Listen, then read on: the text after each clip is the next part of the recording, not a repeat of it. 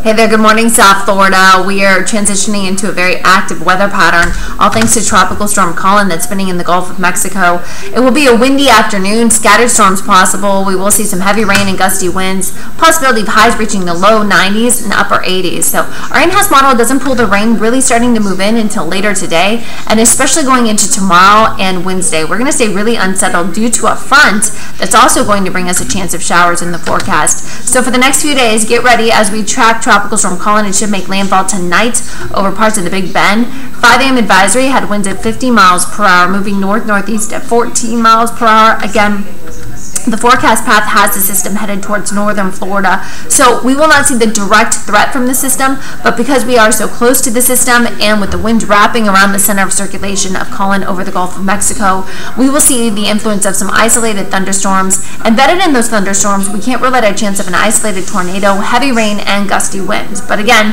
the tropical storm force winds will stay over northern Florida. That's why they are under a tropical storm warning.